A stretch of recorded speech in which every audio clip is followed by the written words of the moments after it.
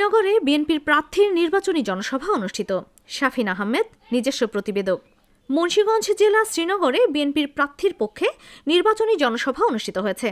ধানের শীষ প্রতীককে বিজয়ের লক্ষ্যে শুক্রবার বিকেলে উপজেলার কুকুটিয়া ইউনিয়ন বিএনপি অঙ্গ ও সহযোগী সংগঠনের উদ্যোগে ইউনিয়ন পরিষদ সংলগ্ন এলাকায় এই জনসভা অনুষ্ঠিত হয়।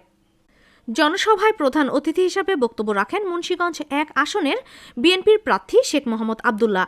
কুকুটিয়া ইউনিয়ন বিএনপি সভাপতি হাজী মতিউর রহমানের সভাপতিত্বে সাধারণ সম্পাদক হাজী আলমগীর হোসেন আলমের সঞ্চালনায় প্রধান বক্তা হিসাবে বক্তব্য রাখেন শ্রীনগর উপজেলা বিএনপির সভাপতি মোহাম্মদ শহীদুল ইসলাম মৃধা।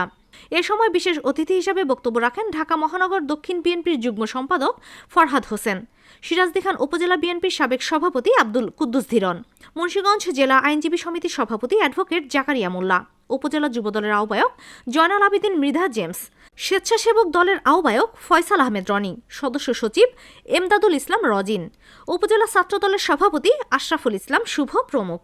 আমার আরেকটি অলরেডি কিন্তু আমি নির্বাচনে ইস্তেহারে রেখেছি, আমার কাজই থাকবে এই মুন্সিগঞ্জ ১কে নেশামুক্ত, সন্ত্রাসমুক্ত, চাঁদামুক্ত করার জন্য। আপনারা জেনে আরো খুশি হবেন, এইখানে কিন্তু নেশামুক্ত করতে এবং চাঁদামুক্ত করতে কোন পুলিশের আশ্রয় নেব না।